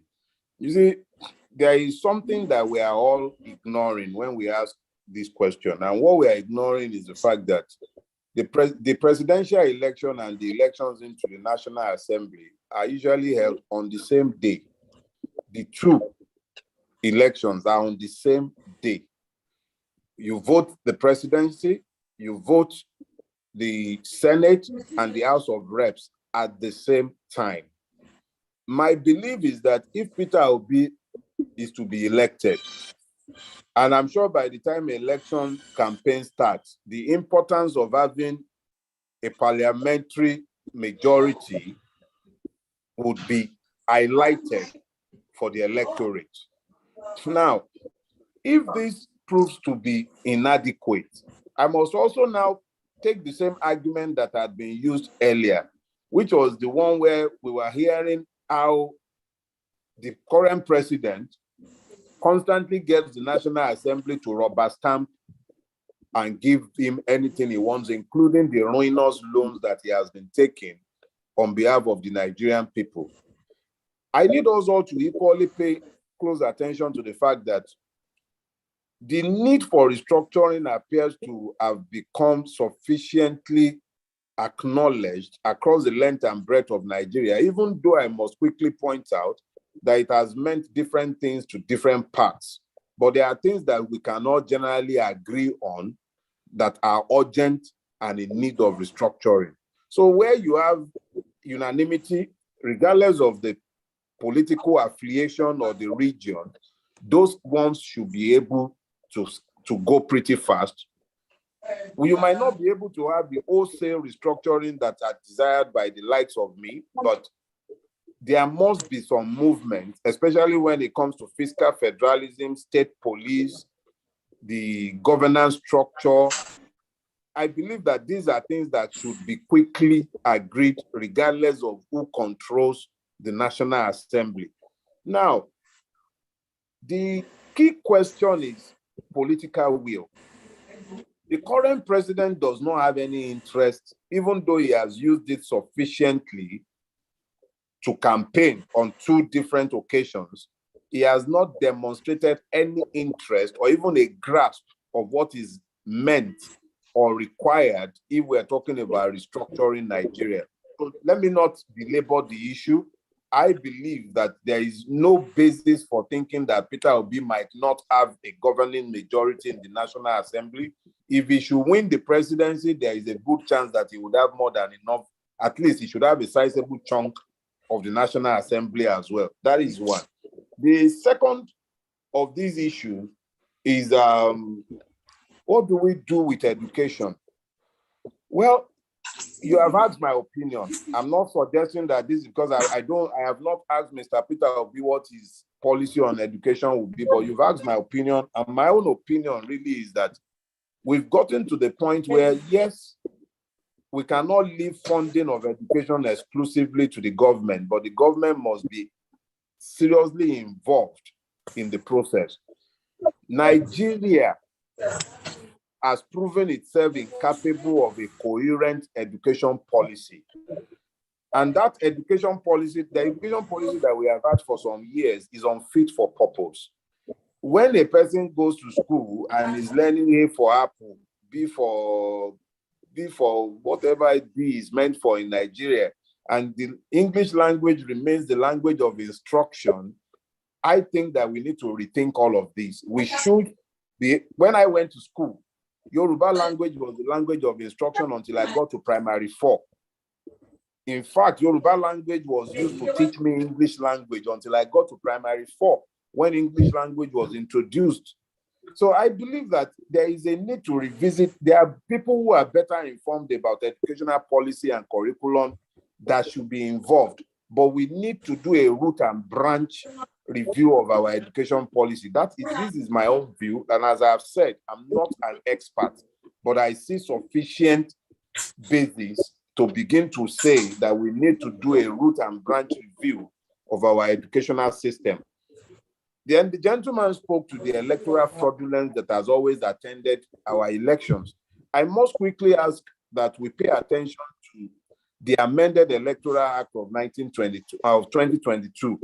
What it does is that for the first time in Nigeria, if we, the electorate, should faithfully monitor these elections and make sure that the provisions of the Electoral Act are adhered to, we do have a chance this time around, because one, unlike in the past when the ward was the collation point for election results, what we get now is that the polling unit where you vote has become the collation point.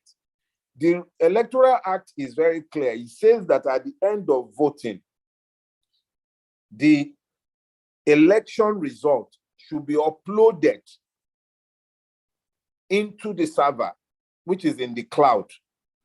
That result is known to all the party agents in the polling center, that polling booth. Unlike before, when they needed to when the electoral officer would have to take it to the ward level, which would ordinarily comprise of about 11 to 15 polling booths, and then they do the collation, which is where the wuru usually happens. The result that is taken from the polling unit disappears, and the new result comes up by the time they get to the electoral collation point at the local government level. The Electoral Act gives us a unique opportunity to see our will reflected.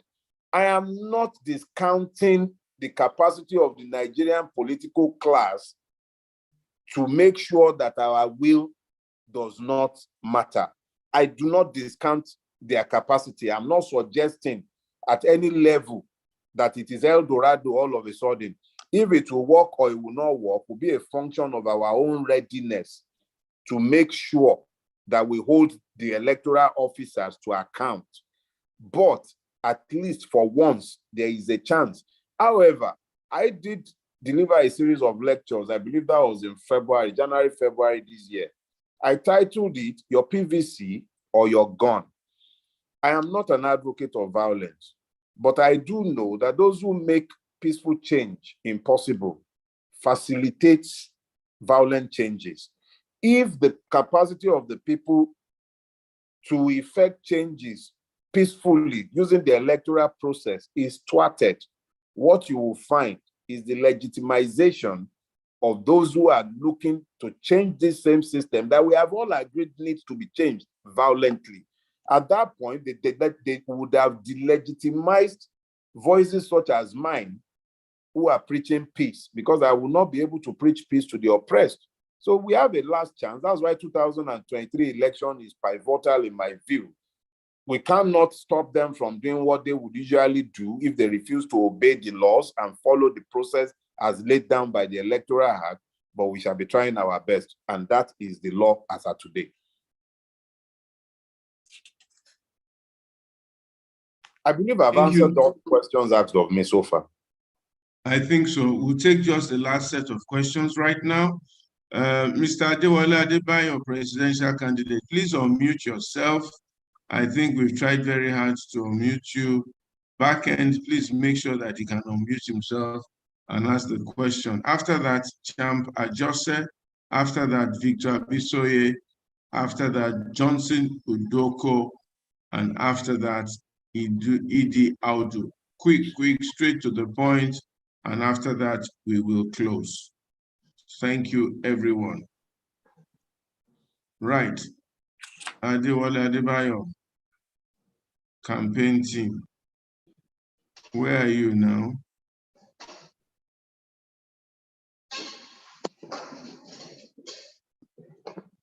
I think another person asked their question. Hello. Hello, yes. Yeah, Pastor, good evening, sir. Good evening, everyone. This is Pastor Ade Alabi from Adewale Adebayo's campaign, presidential campaign organization. Okay, please go ahead. Greetings to our guests.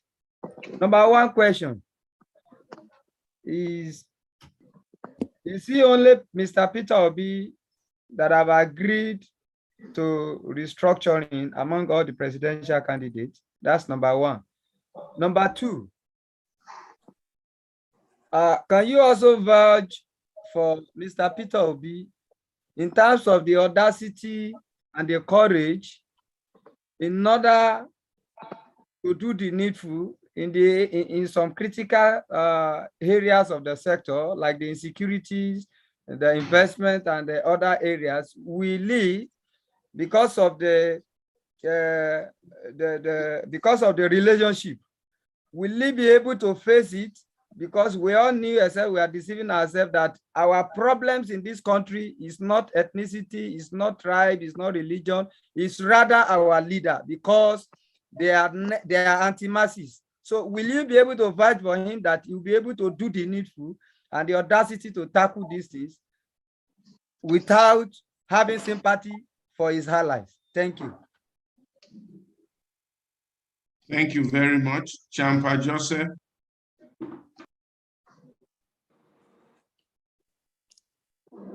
Yeah, thank you, Pastor.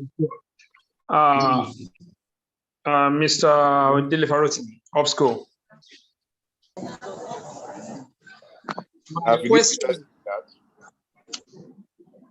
My question is, you said earlier that intellectuals, which in our society should be participating in the political system, and you being an intellectual and well popular in this country, are you planning to contest for an election?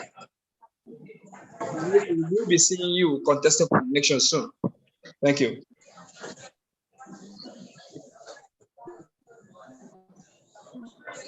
Okay.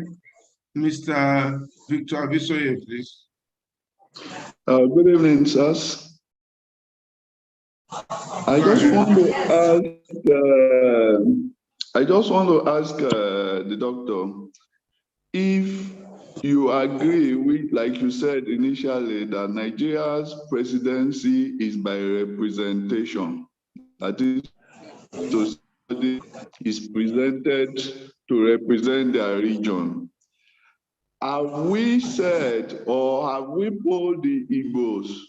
As the Igbos come out to tell us that Peter Obi is their candidate, or do we want to repeat the event of 1999, where the other regions chose a candidate, a Yoruba candidate for Yoruba against their wish, which delegitimized Obasanjo's presidency? Are we planning to repeat that?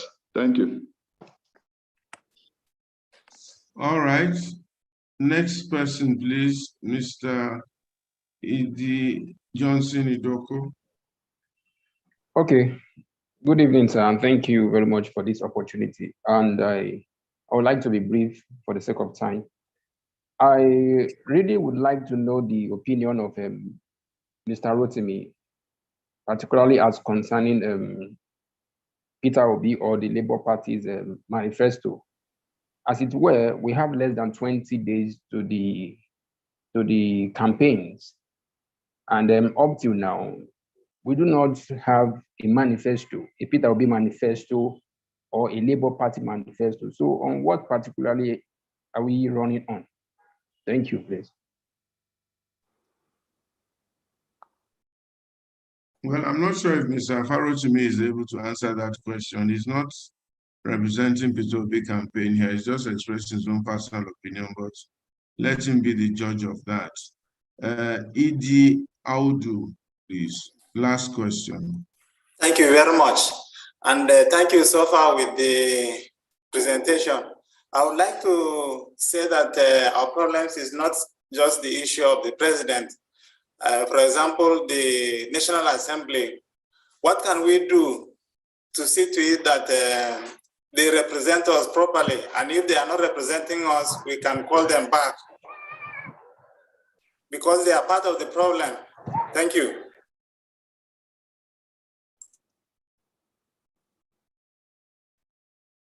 Okay. Dele, can you please? I will start with the question asked by the gentleman from Adewale's campaign organization, the Reverend gentleman.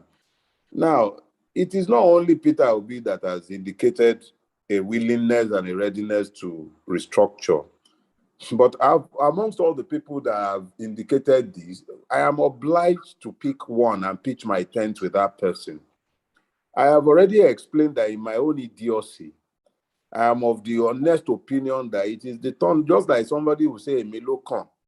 I am of the opinion that it is Ibolokan. As stupid as that might sound, that is what Nigeria has compelled us to embrace. And in my own view, that is the person I have settled on. However, having settled on him, I am also not, I'm not blind to the fact that there are several persons that Mr. Peter Obi has tolerated in his space that I ordinarily will not even spend any time with. Amongst them is the like of Obasanjo and of course IBB. But I need us all to understand that this is politics. I'm not a politician. He is a politician. And a politician would ask for votes wherever he finds it. I would imagine that in a Peter Obi presidency, should he peradventure become the president of Nigeria, the fact that he has asked them for their support and their vote should not automatically grant them immunity from prosecution for any of the crimes that I believe they have committed in the past. I will be the most vociferous in demanding an account from each and every one of our past rulers, and I would not believe that Mr. Peter Obi will shield them from prosecution or investigation for that matter. That they supported him should not be sufficient basis for them to escape prosecution. We're not dealing with persecution, we are saying prosecution. Prosecution should, of course, come after investigation. I would gladly volunteer to go after each and every one of those people. So that's as far as that one is concerned. So when you speak to the audacity of the man, he's not going to be a dictator. There is a system. The system that is in place, if it is enabled, should then do its job. Now, the second question relates to if I'm planning to contest for electoral office. Let me put it this way. My natural inclination is to retire into my own private space. I've wanted to write all my life. I've wanted to spend time writing. I'm no longer interested in things but if the objective realities in 2027 suggest that one must become personally involved, I assure you I would have no hesitation. I am a Nigerian who does not enjoy second citizenship of any other country. I do not have a bank account outside Nigeria. I do not have a home outside Nigeria. So I am directly affected by anything that happens within the Nigerian space. And if what it would take to change the Nigerian trajectory and the story is my own personal involvement in the electoral space, I will definitely get involved. This is the first time I'm getting involved in supporting any candidate. That is a mark of just how desperate I believe the situation has become. The third question, the person was asking if Peter Obi is the anointed candidate of the Igbo. See, in 1999, nobody asked the Yorubas who we preferred. The only thing that happened was that power was ceded to the Southwest. AD, to which I belong as a member of Afenifere, threw up Falaye, and the PDP threw up an Obasanjo. And Nigerians generally preferred the Obasanjo presidency, so they voted for him over and above our own preferred candidate. I do not believe he suffered any crisis of legitimacy, even though he himself was a resounding failure, in my opinion, which is not changed by the fact that several other people who have followed him have failed just as resoundingly as he did. The fact remains that whilst we might have power ceded to a region, it does not grant that region the veto to determine who the people will eventually vote for. After all, we still pretend that it's a democracy. Amongst the Igbo candidates that have come up, he is the person that I consider the most qualified, and it's not just on account of his Igbo ethnicity. On his own, in his own right, I consider him a good candidate, and that's why I'm supporting him. That is without prejudice to those who do not share my stupidity and who might decide to vote for a Yoruba man or even another Fulani in the person of Atiku. But me, aside from the fact that I believe that it's the turn of Ndi Igbo, I also believe that he is eminently qualified and is the right man in this time. The next one is, when is his manifesto coming? I am not part of his manifesto drafting committee, but I've had occasion to ask the same question of those who are involved. And I know as a fact that it would be released before the election campaigns will commence. I believe on the 28th of September, the manifesto would have been released before then. The last one, the question about the National Assembly. The National Assembly has for too long escaped scrutiny. We've all concentrated on the presidency. In some cases, we've concentrated on the governors. We've not really looked to the legislators. But the emerging scenario would suggest that this is about to change. A Peter Obi candidacy, for instance, has made it imperative that we look to the kind of persons we are going to be sending to the National Assembly. And this has already come up in the questions that have been asked before now. So I believe we should be getting a better crop of legislators in the coming election. And where this fails, the recourse to recall still exists as moribund and fraudulent as that constitution might be, there are clauses in that constitution that allows for the recall of legislators who have failed the people they purport to represent. I think that answers your question. I did see a gentleman, I think Afolabi, who is saying that I have not answered his question. I've had a lot of questions thrown at me. I jotted them down. I believe I did the best I could to answer them. If I've omitted to answer it, I'm sorry. Perhaps you will engage me in some other platform and I'll be glad to answer you. Thank you very much. Okay, thank you very much, Dele. Thank you for being on this platform. I'm told that you have to be off and we're a bit out of time, truthfully. So we will let you go, and I'm sure that when we please ask you to come back, you will come back very insightful. Although some people have commented that this seems to be like a Peter Obi campaign, this and that. I'm sure that was not what was intended. That is just what came out. We're looking for a road to Nigeria. And I think our speaker was trying to be as factual and open-minded as he could. But nonetheless, there's still a few things to look at, and we'll look at them. Maybe you want to give us your closing remarks, Dele, and also speak to the fact of how do we ensure that INEC gives us credible results, and then you can give your closing remarks. Thank you very much. God bless you. And let me thank everyone for being on the platform. After this, the back end may have some information. Maybe Jumoke or Sonny may have one or two things they want to say.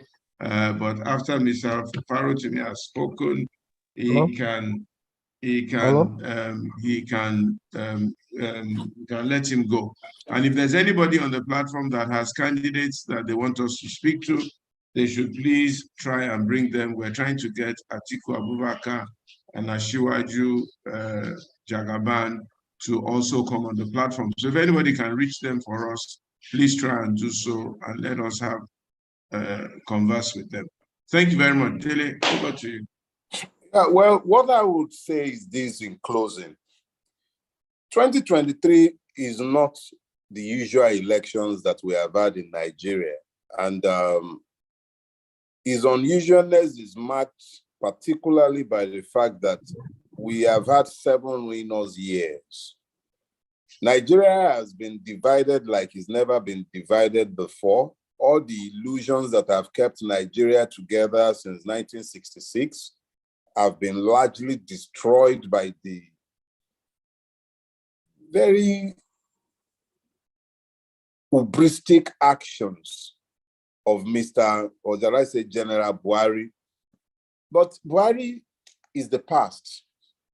The future staring us in the face in 2023 leaves us with very few choices, but to look beyond our usual biases. We must find the commonalities that bind us together because all of us have suffered over these years. And we should know that we can't continue the way we are without ending up in even worse than we're already in. So I would suggest that 2023 is essentially a leadership recruitment process that we must all cotton on to and become engaged with. We must understand that if we do not quickly pull back from the brink of the abyss to which we have been pushed, Nigeria might very well end up in a cataclysmic civil war.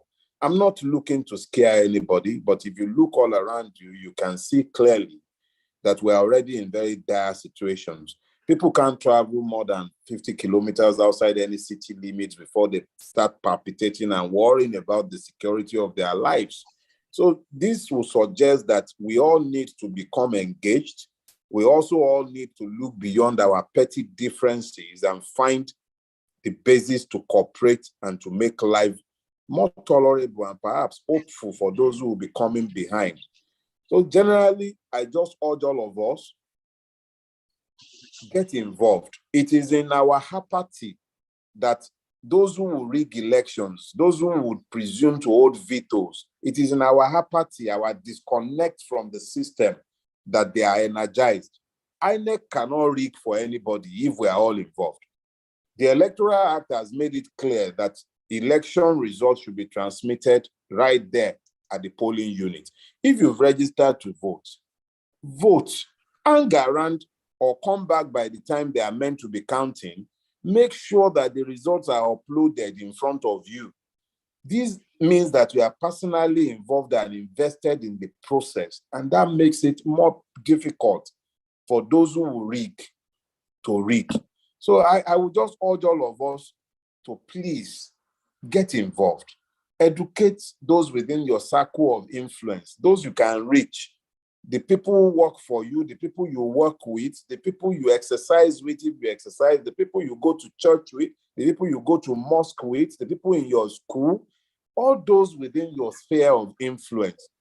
God bless you. Involved. Thank you very much, sir. Thank you so God much, bless you, Dele. sir. God bless you. I really Thank you for appreciate it. everything.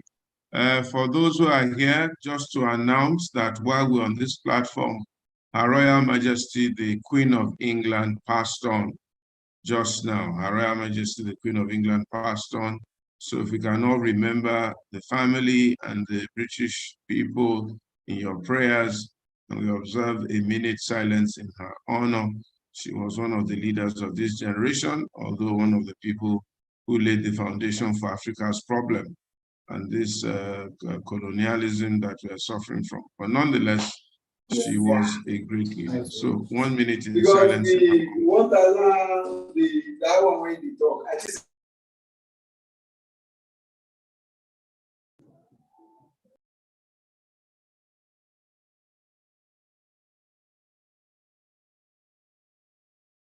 May her gentle soul rest in peace. May the Lord comfort the English and the British people, all the members of the Commonwealth, and may God bring forth a strong and faithful leader in her stead, and may it all be well with all of us. Thank you all very much for coming today. I don't know if Sonny or Jumoke from the back end have any announcements. And as I said before, please, if you are able to get any of the presidential candidates for us, please try and get them. We're expecting all of them. Ashiwaju, we're expecting Atiku, we're expecting Dumebi, we're expecting Kola Abiola, we're expecting Kwankwaso and the host of them all. Please try and get them for us. God bless you. Any announcements from the back end, please? We posted the YouTube link and the website, so if people can please subscribe to that, they'll find the recording for today's discussion and other such discussions. It's in the chat, the link to the YouTube and the website. All right. Thank you very much. God bless you all. Tayo, it was good to see you today. Nice to see you. I hope all is going well. Greet Yele for me and take good care of yourself. Same to you. Okay. All Thank right. you. All right. Thank you, Pastor. They're still in Manchester or Leicester or something like that. Liverpool. Liverpool. Good. Bless you, bro.